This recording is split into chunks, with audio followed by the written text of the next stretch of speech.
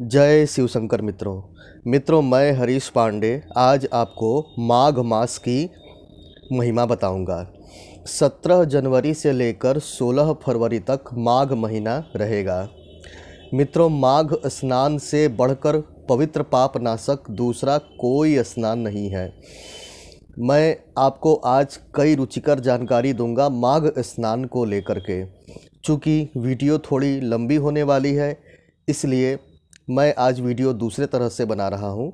आप केवल वीडियो में बताई गई बातों को एकाग्रतापूर्वक सुनें और आप और आपका परिवार इसका लाभ लें। जिस प्रकार एकादशी के व्रत की महिमा है, गंगा स्नान की महिमा है, उसी प्रकार से माघ मास के स्नान की महिमा है। माघ मास में सभी तिथियां पर्व के समान हैं, त्यौहार के समान हैं।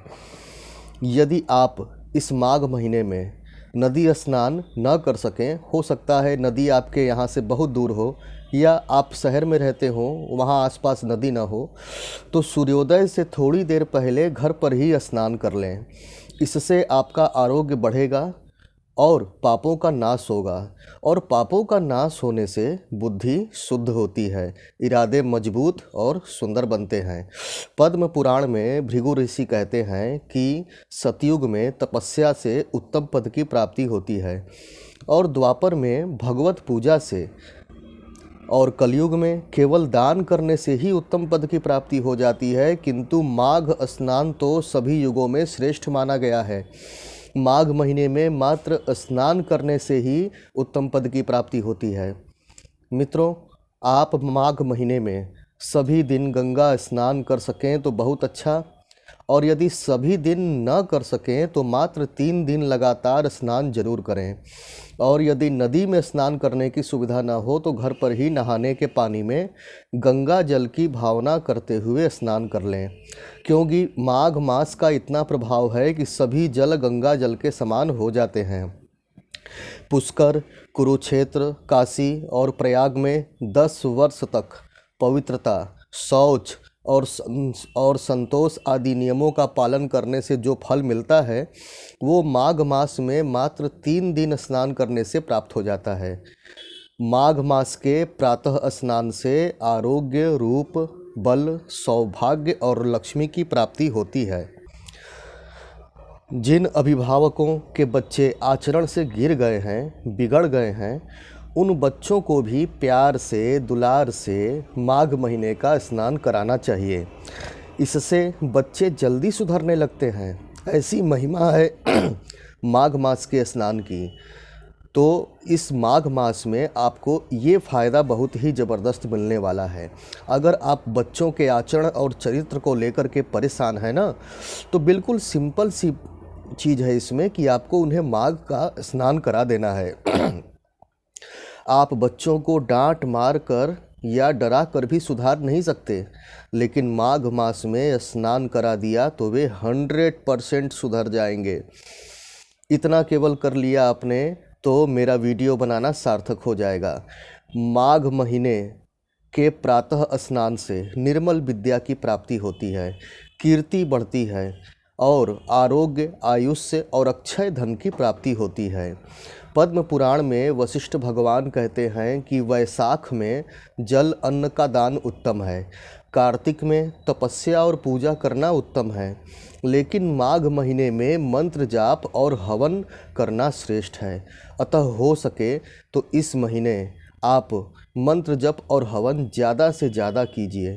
मित्रों, जब तक आप अपना आध्यात्मिक पक्ष मजबूत नहीं करेंगे, आपकी भौतिक उन्नति नहीं हो पाएगी और दुनिया भर की समस्याएं बनी रहेंगी। तंत्र बाधा, प्रेत बाधा, वास्तु दोष, ये वो। शास्त्रों के अनुसार माघ मास में पति पत्नी को ब्रह्मचर्य का पालन करना चाहिए, भूमि शयन करना चाहिए। चूँकि ऋतु अनुसार अगर भूमि शयन न कर सकें तो मोटा गद्दा हटाकर सादे बिस्तर पर ही सोना चाहिए। और मेरे ख्याल से मोटे गद्दे पर सोना स्वास्थ्य के लिए भी उचित नहीं होता, इससे बहुत तरह की बीमारियां होती हैं। इसीलिए सादा बिस्तर हमेशा यूज करना चाहिए। माघ मास में तिल और जौ का उबटन लगाकर स्नान करना अद्भुत पुण्यदायी है। मित्रों, ये काम आप ज़रूर कीजिएगा। तिल का उबटन आपको क्या करना है, मिक्सी में तिल और जौ को बारीक पीस लीजिए और उसी से उबटन लगा करके स्नान कीजिए। इससे बड़े से बड़ा ग्रह दोष भी होगा वो कट जाएगा, और बड़े से बड़ा पाप दोष कोई किसी प्रकार का लगा होगा या देव दोष लगा होगा, वो चाहे इस जन्म का हो या जन्म जन्मांतर का हो, वो भी धुल जाएगा। कई बार होता है कि हम देवी देवताओं की मन्नतें मांग देते हैं, मन्नत पूरी होने के बाद हम उसे पूरा करना भूल जाते हैं। फिर कालांतर में कुछ वर्ष बीतने के बाद हम एकदम भूल जाते हैं उस विषय में, तो वो दोष हमारे साथ लगा रहता है। और ऐसे ही दोष पति के साथ अलग होते हैं, पत्नी के साथ अलग होते हैं, दादा पिता के साथ अलग होते हैं, तो एक ही परिवार में कई कई प्रकार के दोष काम कर रहे होते हैं। ऐसे अनजाने दोष भी मिट जाते हैं इस माघ मास के प्रातः स्नान से और नियम पालन से। यहाँ तक कि पीने के पानी व भोजन में भी थोड़े काले तिल मिला लेने चाहिए, क्योंकि माघ महीने में तिल के सेवन की बड़ी भारी महिमा है मित्रों। तो मुझे पूरा विश्वास है कि मेरा ये वीडियो बनाना व्यर्थ नहीं जाएगा और आप माघ मास का महत्व समझते हुए मेरे बताए हुए नियमों का पालन करेंगे। तो क्या करना है, आपको प्रातः स्नान करना है। अगर गंगा नदी में स्नान कर सकें तो लगातार 3 दिन स्नान कर लें, फिर तो कहना ही क्या। लेकिन नदी स्नान ना कर सकें तो आप घर पर ही प्रातः स्नान करने की आदत डाल लें, केवल इस माघ महीने में।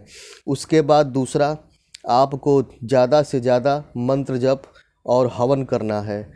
हवन तो प्रतिदिन करना चाहिए मित्रों, प्रतिदिन ना कर सके तो महीने में एक बार पूर्णिमा के दिन अवश्य करना चाहिए। अगर ऐसा आप करते हैं तो आपको किसी तांत्रिक ओझा के चक्कर काटने की ज़रूरत नहीं पड़ेगी, स्वयं ही समाधान हो जाएगा। तो मित्रों, आज के लिए बस इतना ही, मुझे आज्ञा दीजिए। मुझे उम्मीद है कि आप मेरा वीडियो बनाना सार्थक करेंगे और नियमों का पालन करेंगे। जय शिव शंकर।